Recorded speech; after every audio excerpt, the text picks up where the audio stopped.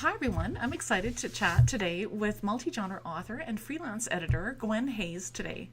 She has written novels in many genres, including contemporary romance, historical romance, paranormal, YA, sci-fi, and many more. She's also written a nonfiction book titled Romancing the Beats to help writers of romance, or as Gwen cutely calls them, kissing books, to have a clear roadmap of the romantic journey their characters take to get to their happy ending. So thanks so much for taking the time to chat today. Thank you for inviting me. Gwen, it's just it's so great to first of all to read your book, and then to because it's really helped me. The Romancing the Beats book has really helped me to figure out my own.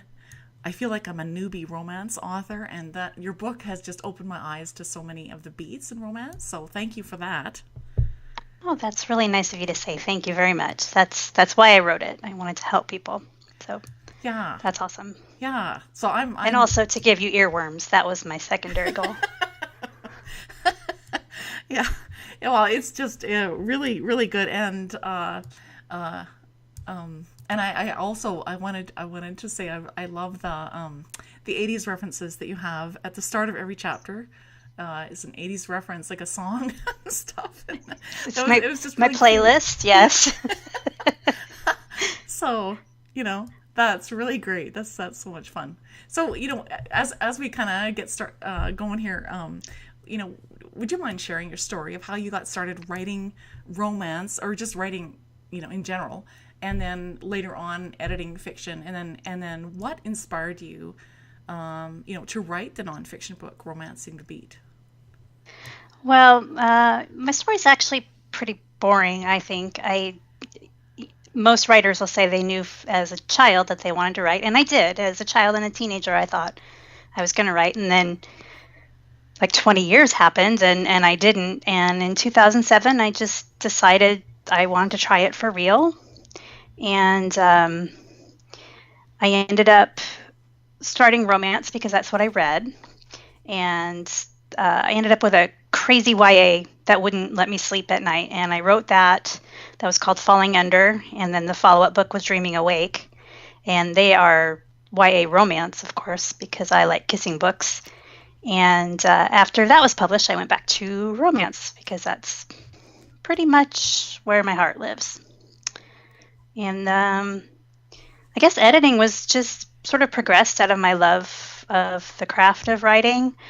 I did a lot of beta reading for other writers and talking craft and helping each other out. And I just sort of veered in that direction. And then when I realized I was teaching my editing clients a lot of the same thing over and over, I thought it would behoove me to write it all down. So I had a file. And then I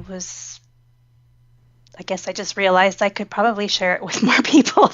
So I put it in a book, and I tried to make it fun and make it feel like you were just sitting down with me and talking about writing, because that's what I love to do. I just wanted to share what I knew and what I've learned, because it's not that I just made all these things up. This is just my way of presenting what you'll probably read in other ways in other books. We're all circulating the same information. I just added 80s music Yeah. to mine. Oh, which makes it fun, right? That's Yeah. sort of, you got a unique twist on that. That's great. Right. Right. So, for writers listening who are, they're kind of getting into writing romance stories, would you talk about kind of I guess, we could start off maybe by talking about the importance of themes in romance, and what are expectations? Because romance is different, right? Readers have a different expectation. So what would be the expectations then of readers and that sort of thing? Sure. Yes. I think probably the most important thing to remember when writing romance is that the major theme of all romance is that love conquers all. That doesn't mean you won't have tangent themes. For me, I've noticed I tend to have strong feminist themes in my books. My contemporaries deal with slut shaming or just different. My sci-fi dealt with a lot of women's issues, and that's all well and good. And obviously, other authors are going to find themselves exploring similar themes in their books about justice or family or freedom or whatever turns your crank, obviously. But you have to keep in mind that in a romance, the major theme, the theme that's going to go start to finish in all romance books, is that love conquers all. And then if you keep that in mind, you won't accidentally forget to write a happy ending, which sort of segues into the next part of your question about reader expectations. And I'm glad that you asked that, because I think that it's been coming up a lot more lately also. And in the writing world, we tend to call happily ever afters HEAs, or happy for now, HFN. And they are, I don't like to ever give absolutes. There are plenty of writing rules that I can appreciate being bent or broken by a skilled author, but the HEA for a romance is, I would say, has to be an absolute. Otherwise, it's not a romance. Yeah. So if you're writing a book and love doesn't conquer all at the end of it, then it's not a romance. It's probably still a great book. I'm not saying that every book has to be a romance, but it's probably a book with fiction with romantic elements and not a romance. And you don't want to betray the expectations of your romance readers. That'd be like writing a cozy mystery and having the sleuth not solve the crime. It's just part of, it's necessary, I think. Yeah. So sort of why the readers of romance sort of, they kind of know what to expect, right? When by the time they get to the end of the book. Yes. Right? Yes. And that actually, it makes it harder, I think, to write a book where you already know that the ending has to be happy, because there are millions of romance books out there. How do you keep it different? How do you keep it fresh? How do you keep the reader on the edge of their seat, even though they know in the end that love will conquer all? That's where the skill comes in. Yeah. Oh, that's really good. And you actually talk about that. I love it in your book. So you do more than just give us the beats as writers. You also talk about writing the theme. You talk about how does love conquer all, and so you go in depth about the character's journey, which is a huge thing, right? From that they're going from being wholehearted, so HOLE, wholehearted, to wholehearted, WHOLE, and that's kind of like the romance arc for each character. So would you talk about that, about what that means? Going from wholehearted to wholehearted. Sure. Yeah. When I talk about wholehearted, spelled HOLE, it's the character's issue or fear or misconception. Some people call it a flaw or a character wound or a mask. It's the thing that keeps them from thinking they deserve love or know how to love. And that's what we're going to conquer in the book. It's sort of a tender spot in their heart that they protect at all costs. So that's they've probably spent years or their entire lives living with that hole. It could be something based in their childhood about maybe their mother abandoned them, or maybe it happened later with a messy divorce or being cheated on. Those things that wound us. Yeah. That we then try to protect from the next time. And when an animal is injured, it will often lash out at those trying to help, and that's how your characters feel. They're going to feel that instinct to protect the holes in their hearts like they would a raw wound. Yeah. They build, the walls around them, and they adopt masks or personas to hide them. And then that's our job to to ferret out the real person behind that. Yeah. So in the end, they're wholehearted. And how we do that is through the plot of the book. It's what we're going to throw at them to encourage them to confront that hole. Yeah. So we give them, we give that hero the perfect heroine for him, but he still has to do the hard work about changing himself. So I like to tell people that whatever's keeping your characters from falling in love, being in love, or thinking they deserve love is what your romance arc is going to be all about for that character. And then you have to look at the plot and all your beats through the lens of that fear, and show the process that they endure to change, because people don't just change. They're otherwise your book would be over pretty quickly.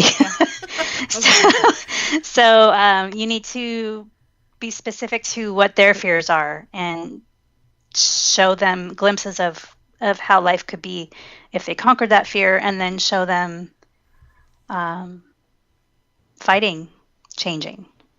Yeah. Because that's also a normal part of as humans. Right. Yes. Well, that's awesome. So would you talk then about, I guess, sort of a summary of each of the 4 phases, because you talk about the phases of romance, I guess structure, right? But then you kind of, it seems like it's, that you sort of narrow it into beats, so there's 4 phases, but then in each phase is like, it feels like beats when I read it, but maybe that wasn't your intention. I don't know. Well, no, I call them beats. They're just a way of keeping time, almost keeping the pace in your romance. And one thing I notice that people get confused about sometimes with the story structure as I've laid it out is that it can be the structure for your entire book.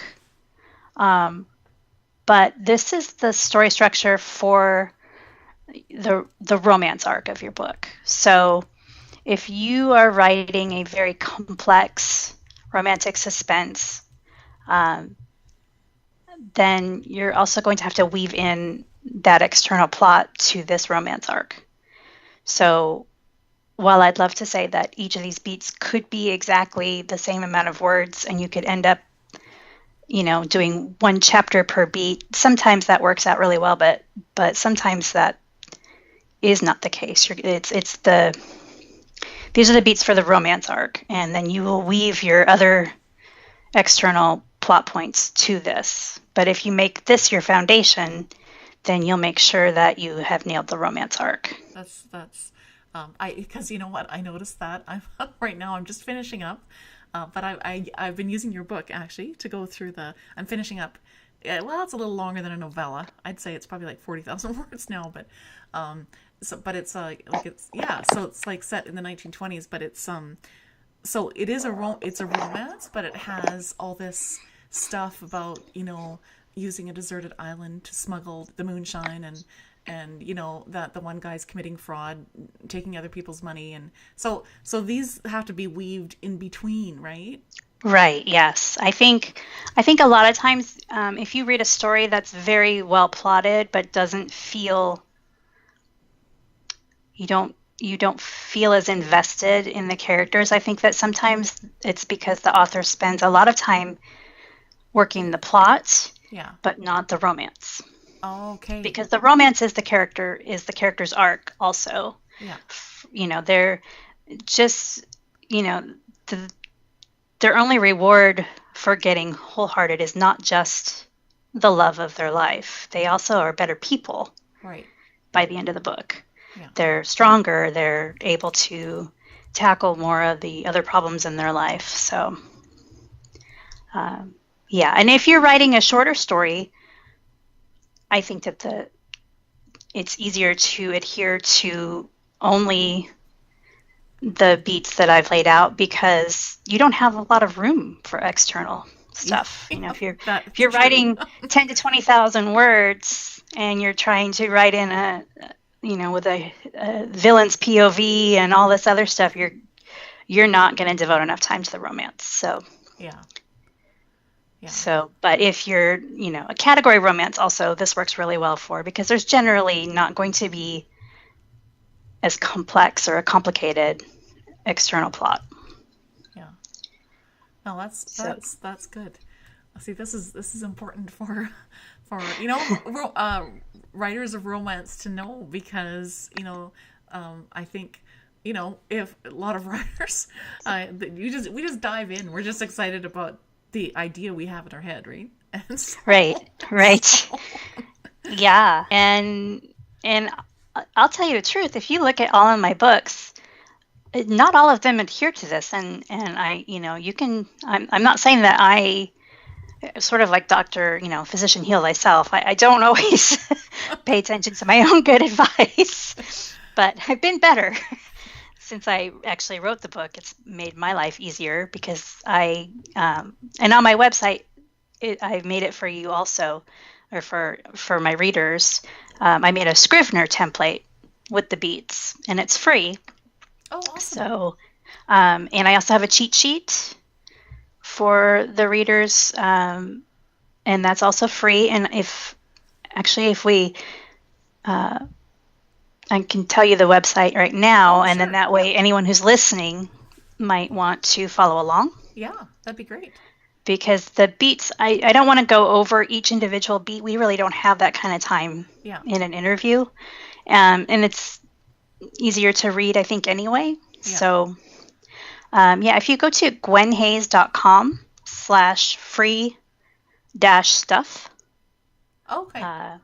There's a Scrivener template and a PDF cheat sheet that just summarizes all the beats and gives you room to make notes. And so I usually use the Scrivener template to plot out my stories now.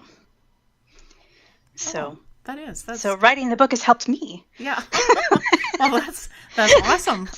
And that's that's just how we are. We are we learn as we think things through, right? And we keep learning. It's exactly. Not like, it's not like all of a sudden we wrote the book and now we know it all. It's like we're just constantly learning, right? So yes, exactly. and again, a lot of things that I write about in Romancing the Beat, they're not my ideas. They're just ideas that I've gleaned from reading other fiction and from reading craft books, and I was just able to present it in a way that resonated with a lot of people. Yeah, it's really good. Well, could we just go over just a summary of each phase? We won't get into all of the separate tiny little beats, but like if we gave a summary of each phase, I think that would be helpful for romance writers who are listening. That'd be great. Okay, yeah. We talk a lot in craft books about 3-act structure. That's from Aristotle, I believe. And that's just the beginning, the middle, and the end. And that's basically, your book. And what I've done is I've split that into 4 chunks, because the middle is pretty big. So I split the middle down the middle. Yeah. So we have 4 phases instead of 3 acts, but I'm not trying to rewrite story structure at all. It was just easier it's not as overwhelming, I think. Yeah. And I also, before I get started talking about the phases, I want the listeners to know that you don't have to be a plotter to use this system, because I use it also when I'm editing books. I look at the beats and I think about it while I'm editing. So this is a great revision tool. It's great. So if you're a pantser and you cannot plot, that is valid, and I don't want anyone to ever tell you that it's not. So, so by all means, you can still use the beats after you've written, or you can think about the beats before you start to write that day. But there's just no one way to write a book. Yeah. So I wanted to make that clear, that you don't have to do all of this before you start writing. It sounds like my neighbor is home with his leaf blower, so hopefully that doesn't. Oh, it's fine. I can't hear it. So Okay. I'm sure we're good. Okay. All right. So let's see, where was I? I've split the romance story structure into 4 phases, and each has 5 beats. Sometimes your beats will be a whole chapter. Sometimes there'll be a sentence in a paragraph. It's just something that you want to make sure you're hitting that makes sense to go on to the next thing. Sometimes you'll repeat beats if you have a longer book. So again, this is very flexible. This is a recipe and not a flight checklist, is what I like to say. So you can, sometimes it's going to be out of order. Obviously you're not going to have the happy ending at the beginning, but you have some room to play. So the first phase is the setup phase, and it's where we meet your protagonists, where they meet each other, and where we get the glue that sticks them together for the duration of your book, and I call that adhesion, because if there's no real reason for them to stick together, then your book is over before you finish the first phase. So I can name off the beats. Oh, sure. Yeah. Okay. The beats in the first phase are introduce H1, and I generally prefer to discuss protagonists as H1 and H2, just because it's gender neutral. It's hero 1, hero 2. It could be heroine. You could have 2 heroes, 2 heroines. It doesn't matter. So it's not gender specific. So the beats are introduce H1, and then introduce H2. They're meet cute. They're no way 1, and adhesion beats. A is just you want to have your character voice the reason why they're absolutely not going to fall in love with the other character, so that you can then tear that down for them later. Yeah. As you do. Yeah. In the second phase, I call it the falling in love phase, and oddly, this is where this is where I see most writers forget to write, actually.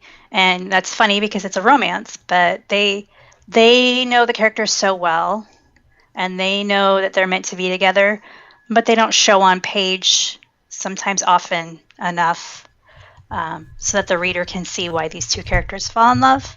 Yeah. So in phase 2, it's like a 2 steps forward, 1 step back, and you're going to show your characters how their life could be different if they didn't have that hole in their heart.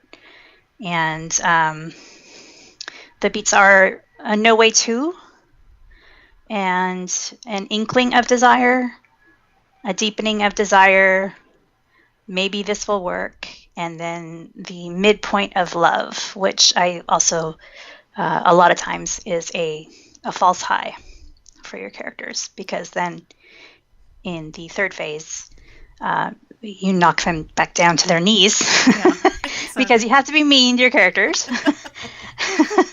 The third phase is retreating from love, because change is hard. So they're gonna get their back up, and then they're gonna fight you a little bit here. The beginning beats for this phase mirror phase 2, because they're on this false high. The next beat is going to be an inkling of doubt, then a deepening of doubt, and then they're going to retreat, and then they're going to put their shields up, and then they're going to break up. And if you don't have a good breakup scene, I think that you're shorting your readers a lot. And I think we don't want to hurt our characters sometimes, and we don't take them as low as we need to affect real change. So that's another scene I often see skipped. Oh, okay, that's good. That's good to hear. Yeah. Yeah. But if you skip that, then you can't get to the good stuff, which is my favorite phase, which is the fighting for love, and that's when they find their backbone, and they realize that if they don't face that hole, they're going to lose everything, and they're going to be worse than they were before, and unhappy forever, and Yeah, no, exactly. and they realize at this point in the story that it's their fault that they're not happy because they haven't confronted their fears. And so this is the phase where they have to do the scary thing, and they have to change and fight for love. And the beats are Dark Night, Wake Up, Grand Gesture, which is my favorite, and What Wholehearted looks like, and then you have an optional epilogue. It just makes it so much clearer when you, like as I've read your book, as I've read about the details of each, for example, I heard about the grand gesture before, and I know I've read it. I mean, goodness, Pretty Woman has a nice grand gesture at the end. Mm-hmm, mm-hmm. Yeah, movies are really good at this. Yeah. They really do it. Yeah. Right. So you see it in a movie, and you read about it in a book. But I guess it was only after I read your explanation that I really got it, and so that's why it's been so good. Just to read through your book about the beats, the romance beats, because it's just been super helpful in understanding. So, well, that's awesome. Thank you. I'm really glad that I was able to help you with that. Yeah, grand gestures are really the easiest place to see them is movies. I noticed for all of the beats that, those made-for-TV romance movies, like Hallmark has a lot of them. Yeah, exactly. I think ABC Family has, and I love them. Yeah. I mean, even if they're cheesy, I love them. Yeah. But if you watch those with the cheat sheet in your hand, I think you can really see the beats very visually. They tend to follow the structure very closely. Oh, that's good. I haven't actually, so far I've just watched movies, but I haven't actually done, thought of the, beats like this. Right. Yeah, but that's a good idea. I should. I think Right. I even have one in the house. I bet I should rewatch. That'd be great. Yeah. And thanks for giving us a description of each. I think that's really going to be so helpful for especially new romance writers who are trying to understand how does this all fit together, right? Right. We need help sometimes in this, right? So. Well, we were all new at some point. Yeah. And like you said earlier, I think we're always learning. Yeah. And I'm constantly reading craft books all the time. Yeah. Plotting structure and scene structure and all of those, because I get something new out of it every time, even if it's a book I've already read. Yeah. Which is a wonderful thing, right? We feel like, yeah. Oh, I can add this now. I didn't know this, but now I can add this. Yeah. And a lot of, I think a lot of my beats have come from reading a lot of like Saving the Cat. Okay. And Michael Haig has a lot of, I like to listen to his lectures. Just the things that I've noticed from most screenwriting and plotting books is that romance is a little different. We have the two protagonists instead of the one, and they tend to want to give you one hero and make the other a secondary, and that's just not how romance works. Yeah. So, but I do love those books, and I do recommend them. In a romance, I was just thinking about what you said. Because I mean, there's H1 and H2, but it's like they each are. Yes, they're on their own. They're on their own, character journey, I guess, from being wholehearted to wholehearted, right? To work through their own, limiting beliefs and all that. But would you say that their roles are equal? Would you say that? Yes, I definitely. And there will be books that you'll write or you'll read where one character has much more of an arc to accomplish than the other. Yeah. Sometimes the other character is all in pretty soon, into the book. They're like, yes, this is the person that I want to be with. And those books are great too. But for the most part, I think you'll find that both characters have flaws that either complement or are filled by the other character. So, yeah. Sometimes I think I forget that, because sometimes, in my case, I often have started with, always seem to start with a heroine. I don't know. That doesn't have to be. I should just change it. But, and then sometimes it's like whoever I started the book with, it seems like they have a bigger role to play. But you might try to look at your other character and see how they can grow also. Yeah. But sometimes authors are just more comfortable exploring certain kinds of problems, and so you're going to choose a heroine for that. Or I tend to give my issues to the hero because I like them good and broody. Yeah. So they tend to have a little more to work through, or it's a little harder for them to work through it maybe than the heroine. But yes, I do think that they should have equal billing. Yeah. Well, that's good. That's see, another new insight. This is wonderful. I'm getting all kinds of insight. This is good. Well, good. So when we get done, you're going to just start writing, right? Exactly. This is awesome. So, as you finished up that at the end of the book, you do talk about epilogues. I just wanted to maybe just touch on that a little bit. Sort of what are your thoughts on that? Is it a good idea to add an epilogue, for writers to add of romance, to add an epilogue, or are there times when they should avoid writing one? I think the only time you should avoid writing an epilogue is if you don't want to write an epilogue. If you're just doing it because you feel you have to, I think that shows. Yeah, no, that's true. A lot of readers absolutely love the epilogue, though. Sometimes they're just not quite ready to let go. Yeah. Sometimes they just want to see your characters happy a little longer.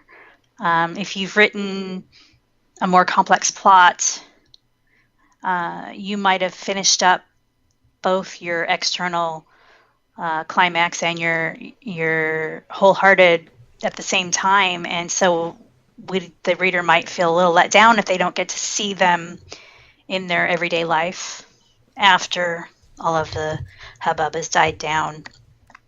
But I don't think epilogues are easy because you've already fixed all your conflict. So writing a scene with no conflict and not making it boring is hard. Yeah.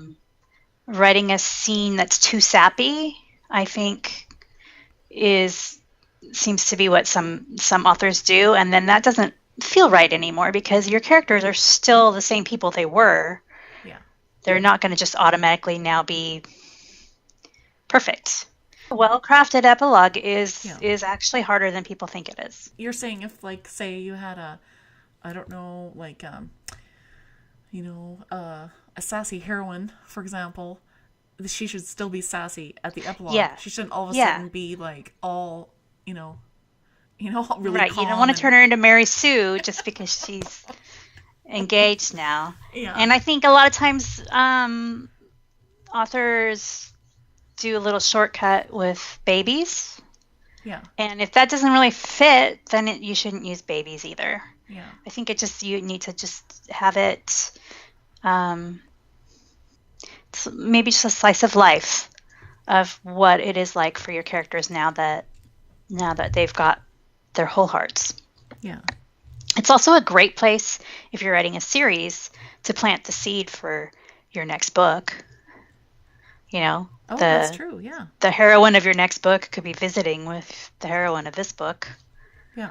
And, you don't want a sequel bait, which is a term, you don't want to make it feel like this whole book was about making people read the next book. But you can certainly plant a seed of interest Yeah. for the next. Yeah. So, but it is hard, I think, because you don't have to move.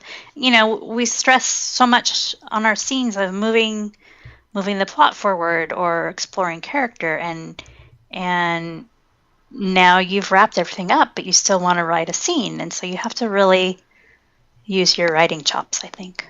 Yeah, to make it interesting, right? And so that readers still Yeah. find it interesting in the Yeah. epilogue, right? Right. And probably the best way to decide what kind of epilogue you want to write is to read whichever genre you're writing in, because there's subgenres to romance, and they're going to be a little different, and depending on what reader expectations are for that subgenre. So read the epilogues of a bunch of books. Yeah. And see where the readers are going with that. Yeah. So. Yeah, no, that makes a lot of sense. Yeah, because even by doing that in different subgenres of romance, you can, by reading the epilogues, or heck, the whole book. Right. Yeah. Yeah, you can figure out as an author, what is it that I like about this book and what is it that I don't like, right? Yes. Yeah. That's very important, I think. Yeah. And so I guess that would include epilogues then, like, what do you like and what happened here that I don't like? Yeah. Yeah. It's like, oh, that author turned the couple into a toothpaste commercial at the end, and it takes you down, I think, a notch, Yeah, you don't want that. You want to actually pique their interest, right? The reader's interest. Yeah. Well, that's really helpful. Thank you, Gwen, for Thank you. talking about that whole all the beats and the phases and the epilogue. That's really helpful. So I usually like to, when we come sort of toward the end of an interview, I like to ask authors, what is the best piece of advice that you were given as you began writing, or what's the best piece of advice that you wish you had been given when you first started your writing journey? Okay. And you'll hear this a lot, but it's true. Read a lot. Yeah. Read widely in and out of your genre, I think. And I'll tack on to that. Spend some time on Goodreads or Amazon, not on your reviews. I tend to stay away from my own reviews as much as possible. But read other authors' reviews in the genre that you're writing in, because the readers that leave reviews are generally very enthusiastic about what they like and don't like. And you can get a really good sampling of what their expectations are, where the trends are going, what you might want to add to your books, what is missing, or what you're doing well. Yeah. So yes, people who review books are a great resource, but I don't generally read my own reviews because I find it even the good ones are a little difficult, because then they set up that expectation of, oh, I'll never be able to top that, or Yeah. yeah.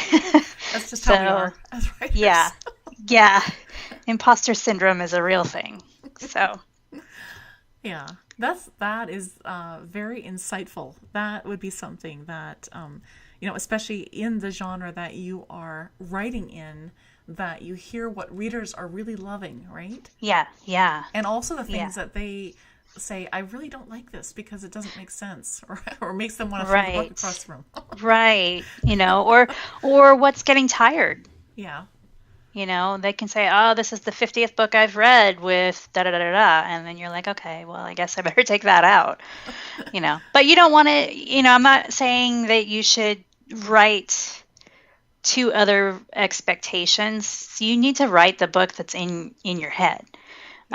But when you're getting a feel for the market, I think that reviews of other authors' books are great. And then sometimes when you're down, when you're feeling really terrible, if you read the reviews for your favorite author and see that she gets horrible reviews just like everybody else, and you could be like, that's my favorite book. How could somebody hate that? Yeah. Then it reinforces the idea that reading is very subjective, Yeah. and that not everyone is going to love you, but not everyone is going to hate you either. So That's encouraging, isn't it? To know that yeah, even a bestseller yeah, can also, yes, they'll have lots of good reviews, but they will also have, the odd one that where people say, I really didn't like this book, right?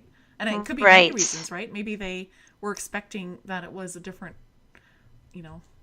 a type of genre, right? Or something. I mean, yeah, there's many reasons, but it encourages you though to, to keep writing.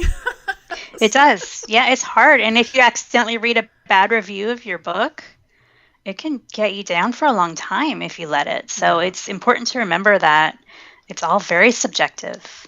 Yeah. And that a book you love personally that you read is something that somebody else just didn't like. So it doesn't, there's room for your books. Yeah, which is very encouraging. Oh, that's so great. Thank you for those tips, Gwen. That's awesome. So would you share like new books or maybe some other type of project that you have on the go right now, and then share where readers and writers can find your books online? Oh, sure. Yeah. Well, my website is gwenhayes.com, which is pretty easy to find. And I'm always on Twitter. Always. Way too much I'm on Twitter. So if you're ever trying to reach me and I'm not answering an email or something, just tweet me. Okay. And my username is Gwen Hayes. So that's another easy way to find me. I just had a book release in May. I'm in this shared world with 14 other authors right now. It's about a summer camp for adults. Okay. And the series is called Camp Firefly Falls. And it's been the most fun ever. This is our second season. And I sort of spearheaded it last year because I saw an advertisement for a summer camp for grown-ups. And I thought, oh, that looks like that would be a gold mine for some romance stories. But I didn't want to write them all. I wanted to read a bunch. So I started going after my friends to do this world thing with me, and we're having a really good time. And so we just kicked off this season with my book, and it's called His Runaway Campfire Princess. Oh, awesome. And it's about a princess who finds out she overhears the king talking about arranging her marriage, and she's sort of a troublemaker. And she knows she has to marry for duty, but she wants one last fling. So she ditches her security detail and gets on a bus for Camp Firefly Falls. And she's closely followed by her grumpy bodyguard, who's, of course, also secretly in love with her. And he is so much fun. Oh my gosh, I just loved him. He was grumpy and broody, and he had this gruff exterior, but this tender, mushy heart, and he was just so much fun to write. Oh, awesome. Sounds like a great book. Yeah. Thanks. Yeah, so we're releasing every 2 weeks through the summer. Yeah. So you can find us at fireflyfalls.com and see all the authors that are taking part. And there's so much fun. It's just like, we wanted to make it like, that feeling you had when you're watching Dirty Dancing? Yeah. Yeah. that. So we just really had a good time making this world. Oh, it sounds very interesting. I'm going to have to read some good summer reading. Yeah. Totally beach reads. They're all a lot of fun. Well, thank you, Gwen. Just for taking the time today. It's just been so helpful just to learn from you, and you have so many insights to help romance writers that it was just awesome to just hear your thoughts on it. So thank you again. Well, thank you so much for having me, and thank you for teaching me how to use Skype. Oh, my pleasure. And I'm super excited.